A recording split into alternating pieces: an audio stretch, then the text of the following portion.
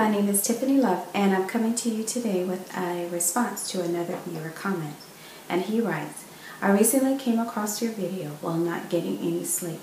I suffer from what I believe is negative thinking. I'm a very skeptical man, suffered a lot as a child, as a teen, and as an adult. Also, being a military man and in combat wasn't easy. I ruined jobs, relationships, life because of my negativity, which has led me into a route of depression.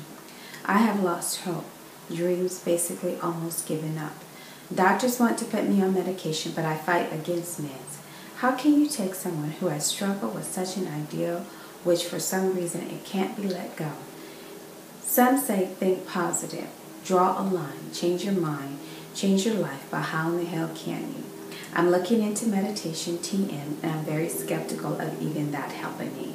I've grown accustomed to a lifestyle of suffering that quite possibly I may even feel comfortable in. If I could find a lifeline to grab on and not let go, I will, because life is just not enjoyable while you suffer. Okay. Thank you for writing and expressing your thoughts. In a video about negative thinking, I mentioned that there's two cousins that look alike, but they have different mothers, and one being negative thinking and the other being depression. Now, I wanted to, for a minute, just explain a little bit more about this, and that's why I appreciate you writing, is that negative thinking is more draining. It is rehearsing in your mind negative events. And oftentimes, like the media or is thought of to just perpetuate negativity. But it's not just media, right? There's people around that kind of like always have something negative to say, keep track of it. You know, and keep bringing it up. And then you rehearse that, and prepare for it. And mentally, all this negativity is going on in your mind. You want to do things right. You want to be pleasing. And you have this kind of like negative note taker somewhere out there just taking notes of all the negative things that you may do or have done. And that's exhausting and draining and tiring if you just think about that over and over and over again. That's negative thinking. And that can feel like depressing because you're just so drained at the end of it. Negative thinking can't exist without depression, by the way. It's just draining. You're just going to feel drained a lot.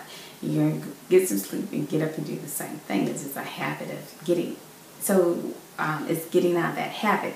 And that's why the change your thoughts, change your environment, play something positive, introduce more positive. You keep track of your positives. Have people around you in your life that are positive. That addresses that aspect of it, of negative thinking, which carries over into depression. In depression, you're going to run the program of the negative thinking, the cousin. But you also have a couple of other things that could possibly be happening. One is that it could be something like a chemical imbalance. So, for example, a woman who has a hot flash. Now, a hot flash is not something that anybody could pinpoint the origin of a hot flash, right? It's something hormonal occurring. It's a change in the body. And all of a sudden, a woman's body feels like it's on flame. She begins to perspire, and it's a chemical imbalance occurring. And the same thing with depression. There's sometimes chemical things that are happening that can't necessarily be pinpointed or narrowed down, but it causes this imbalance, and you feel it's hard to come out of that. And I mentioned this in the video I uploaded when I took a prescription pill, and it had this type of effect. It triggered this effect that I hadn't had before, but I now had it at that time, and I was so it was something chemically out of whack and out of sync. So when you and the other form of depression could be based on an experience that you haven't arrived at peace with. And I know, and I'm trying not to use like nebulous terms like let go of it and move on and find peace and all that. I'll try to explain those phrases and make it real and bring it home. So something could have occurred as a child, and you mentioned you refer slightly to suffering as a child, as a teen, and as an adult. So what was it? And it's not just, I don't want you just to focus on talking about it. It's just bringing it up to the surface so that it's not buried and there's no more placing an image over it or explaining it away. This happened to you. And the action for you would be to align yourself with men who have had that experience, dealt with it, and to charge of their life in the direction they wanted it to go, or in the direction that agreed most with them. So you have to also find the things that you like. So this is why you have to introduce some light, introduce some positivity, introduce some passions in your life, so that you find out and you narrow down what you do like and what resonates well with you in the lifestyle you live. If you like a disco ball in your living room and velvet artwork around there, then do that. You know, make your, and people coming into your space and into your life will appreciate that and appreciate your own individuality. Right now you have a band-aid over what appears to be gangrene, suffering, okay? And how do we band-aid things? Okay, so there's images that we put out, or there's images that we align ourselves with that aren't our own unique expression.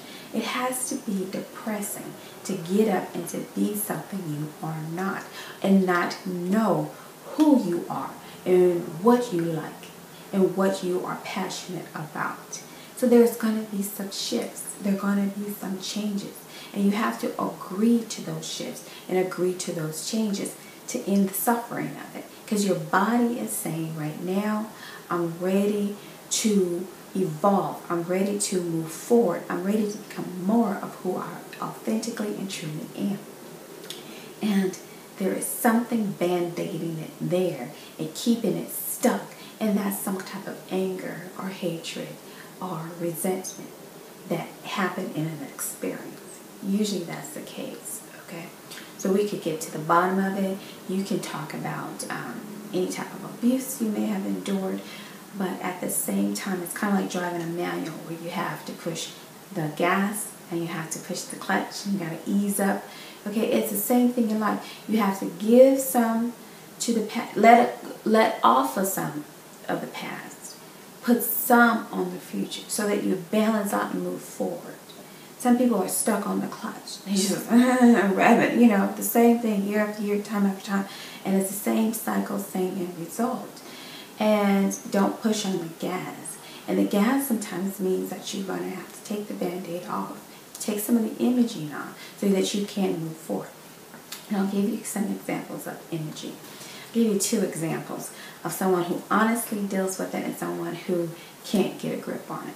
So I remember reading years ago about Donald Trump, and when he was married to his first wife, Ivanka.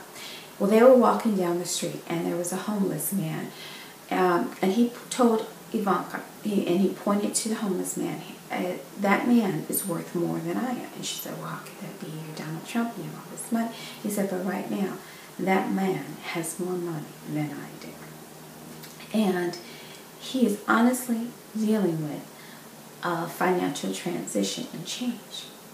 And clearly it changed him for the good, right? It aligned him with making decisions and building his empire so that it didn't return back. Or if it did, he knew how to balance that out and keep moving forward.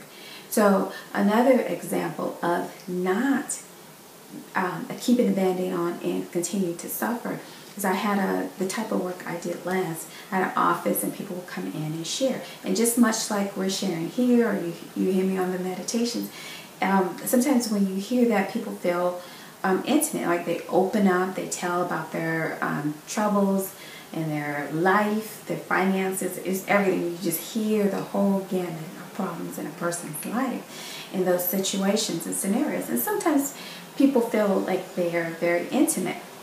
And this person kind of decided, oh, we were intimate. You know, I heard these rumors, and it was funny and comical to me because I knew it was no base, there was no truth to that all, as it was, right? He was just feeling that way because he had just shared so much of his abuses and abuses he's done to other people and his financial problems and all of that. So I was fully aware of it. I thought it was comical. But to that person, it was real. It was real, right? And to anybody who would care to believe it, right? But at any rate, that's keeping a Band-Aid on. That's like saying, I'm going to believe this about myself. I'm going to believe this about life. And I'm going to perpetuate this until everybody believes this is who I really am. And sometimes we have socially acceptable images out there. You know, you did everything right. You have your job. You go to church on Sunday. All of these socially acceptable ways and behaviors. And sometimes, and lots of times, almost all the time, behind that and underneath that is a lot of suffering. So you remove that Band-Aid. Be true and authentic about who you are and get in touch with that. And that's only by experiencing the things that you like and enjoy, that are safe and that are harmless, right? And get involved with that. Become passionate about that. And then you'll look back on triggers. And somebody will come into your life, say the same phrase that you may have ruined a relationship in the past with, and it won't even faze you. And you'll be able to see that person for who and what they are. Okay? And all of this will happen just in time. All right? So until next time, peace.